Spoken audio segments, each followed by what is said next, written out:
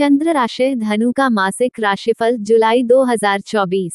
स्वास्थ्य जुलाई मासिक राशिफल 2024 के अनुसार यह महीना स्वास्थ्य के दृष्टिकोण से थोड़ा कमजोर रहने की संभावना दिखाई दे रही है, क्योंकि आपकी राशि स्वामी देव गुरु बृहस्पति पूरे महीने छठे भाव में विराजमान रहेंगे, जो कि रोग का भाव भी है। इसलिए आपको अपने स्वास्थ्य समस्याओं के प्रति सावधानी बरतनी होगी।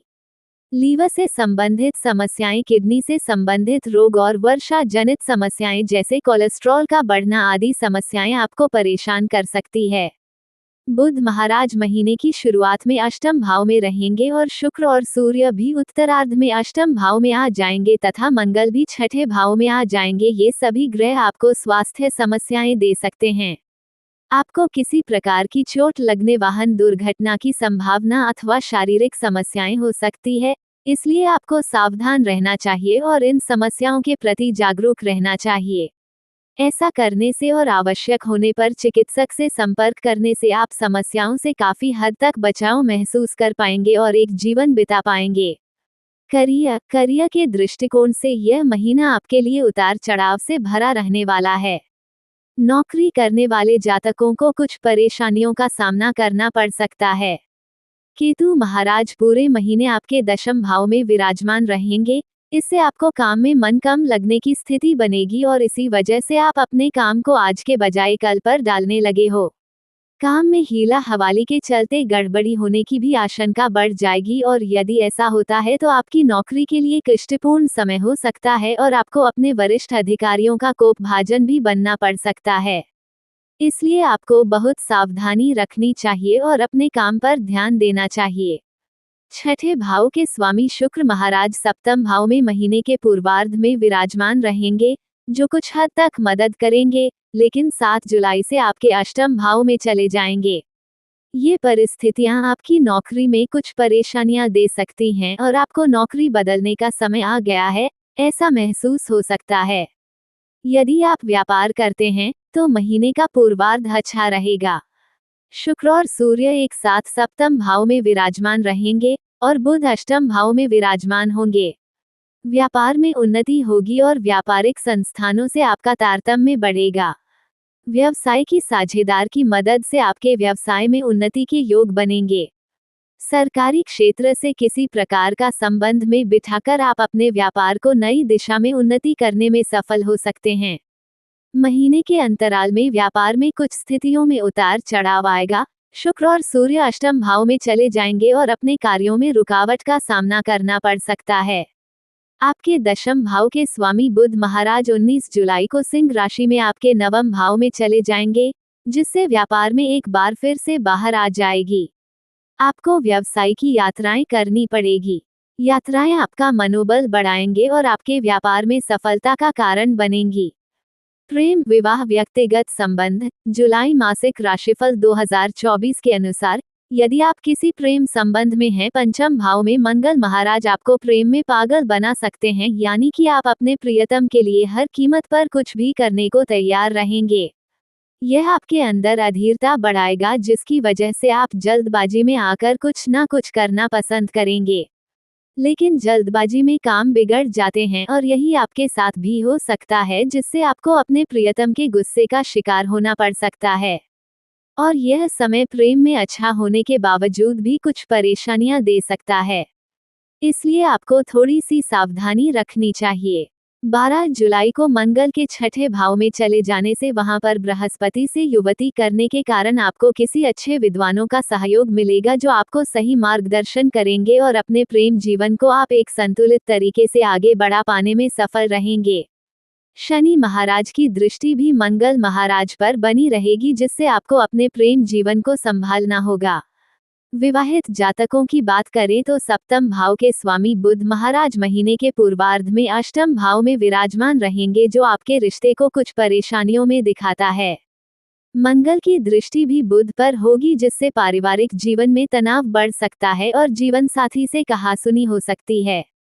उनके स्वास्थ्य में भी गिरावट आ सकती है, लेकिन शुक्र महाराज सप्तम भाव में रहकर आपके बीच रूमानियत के पल भी लेकर आएंगे, जो समय समय पर आपके रिश्ते को बचाएंगे। लेकिन सप्तम भाव में होने से अहम का टकराव भी समय समय पर होता रहेगा, इस प्रकार कुछ ना कुछ समस्या लगी रह सकती है।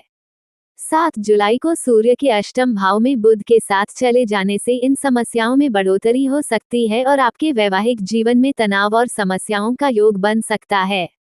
लेकिन 19 जुलाई को यहाँ से निकलकर नवम भाव में चले जाएंगे और आपको इन समस्याओं से बाहर निकाल लेंगे। आप अपने जीवन साथी के साथ नई लंबी यात्रा पर जा सकते हैं, एक दूसरे को देंगे और अपने को अच्छा बना पाएंगे। सलाह, आपको प्रतिदिन अपने मस्तक पर केसर अथवा हल्दी का तिलक लगाना चाहिए। गुरुवार के दिन केले के वृक्ष की पूजा करें और पीपल वृक्ष को छुए बिना जल अर्पित करें। आपको बुधवार के दिन शाम के समय किसी मंदिर में काले तिल का दान करना चाहिए। आपको बुधवार के दिन गौ माता को साबुत मूंग अपने दोनों हाथों से खिलाने चाहिए। सामान्य, यह महीना धनु राशि का जातकों के लिए मध्यम रूप से खलनायक रहने की संभावना है। आपको जीवन के कुछ क्षेत्रों में विशेष सावधानियां बरतनी होगी, जैसे कि आपका स्वास्थ्य को लेकर खास ध्यान देने की जरूरत पड़ेगी क्योंकि आपका स्वास्थ्य कमजोर हो सकता है। प्रेम संबंधों में प्रगाढ़ता के बावजूद कहासुनी होने की संभावना है। हालांकि विवाहित जातकों के लिए खुशखबरी यह रहेगी कि आपके रिश्ता रोमानियत से भरा रहेगा। फिर भी अहम का टकराव न हो इसलिए सावधानी रखें। नौकरी करने वाले जातकों का मन काम में कम लगेगा, जैसे नौकरी में गड़बड़ी हो सकती है। इसलिए आपको अपने काम पर ध्यान देना ही पड़ेगा, नहीं तो समस्या होने की योग बनेंगे। व्यापार करने वाले जातकों के लिए यह महीना अनुकूल रहने की संभावना है। आपको अपने व्यापार को आगे बढ़ाने के लिए सरकारी क्षेत्र से संबंध स्थापित करने की कोशिश करनी होगी और इससे आपके व्यावसायिक साझेदार भी मदद कर सकते हैं। पारिवारिक जीवन में उतार चढ़ाव की स्थिति या रहेंगे। परिवार में समरसता में कमी आएगी जिससे आपको थोड़ी परेशानी होगी। विद्यार्थियों को पढ़ाई में उत्सुकता के साथ नया कुछ सीखने का मौका भी मिलेगा और आपकी एकाग्रता भी बढ़ेगी। फिर भी पारिवारिक परिस्थितियां और आपके आसपास का माहौल शिक्षा में व्यवधान उत्पन्न कर सकते हैं। विदेश जाकर पढ़ना चाहते हैं तो महीने के उत्तरार्ध में सफलता मिल सकती है। वित्त, यदि आपकी आर्थिक स्थिति को देखा जाए तो यह महीना उतार चढ़ाव से भरा रहने वाला है। देवगुरु बृहस्पति पूरे महीने छठे भाव में विराजमान रहेंगे, जिससे आपको अच्छे कामों पर खर्च करना पड़ेगा। आपका धन व्यय होगा तो पूजा पाठ और धार्मिक कामों पर भी खर्च हो सकता है। घर की आवश्यकता और बड़े बुजुर्गों के स्वास्थ्य पर भी धन खर्च करने की आवश्यकता पड़ सकती है। ये समय किसी प्रकार के कर्ज लेने के लिए उपयुक्त रहेगा, लेकिन यदि आप कर्ज चुकाना चाहते हैं तो उसके लिए महीने का उत्तरार्ध अधिक उपयोगी था। उस दौरान आपका मन करेगा कि आप किसी न किसी तरह अपने को उतारें और आप उसके लिए प्रयास करेंगे, इससे आपको लाभ होगा।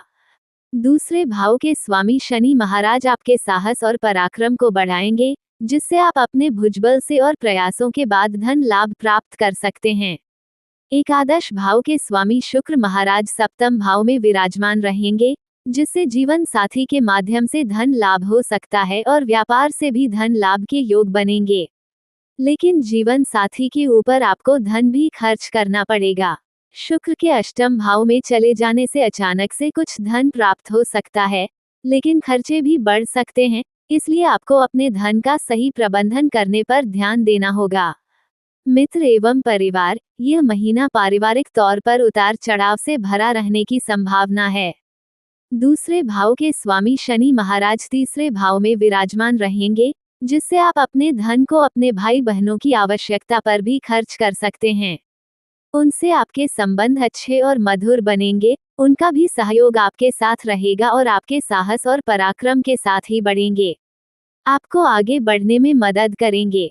आर्थिक चुनौतियां पारिवारिक रूप से परेशान कर सकती है, क्योंकि परिवार की आमदनी में थोड़ी कमी आ सकती है। चतुर्थ भाव के स्वामी बृहस्पति महाराज पूरे महीने अष्टम भाव में विराजमान रहेंगे और चतुर्थ भाव में राहु महाराज का डेरा होगा। ऐसी स्थिति में माताजी का स्वास्थ्य प्रभावित हो सकता है और आपको उनके स्वास्थ्य का ध्यान रखना होगा। दशम भाव के स्वामी बुध के महीने के पूर्वार्ध में अष्टम भाव में होने से पिताजी का स्वास्थ्य भी प्रभावित होगा, लेकिन उत्तरार्ध में जब 19 तारीख को बुध आपके नवम भाव में आ जाएंगे तो पिताजी को स्वास्थ्य लाभ होगा और परिवार का माहौल धीरे धीरे अनुकूल होगा। फिर भी राहु और केतु के चतुर्थ और दशम भाव को कब्जा करने के कारण पारिवारिक जीवन में कुछ ना कुछ समस्या लगी रह सकती है, जिससे मन को शांत रहेगा और आपको संतुष्टि महसूस नहीं होगी। लेकिन आपको निरंतर अपनी ओर से प्रयास करना चाहिए कि घर के माहौल को अच्छा बना सकें।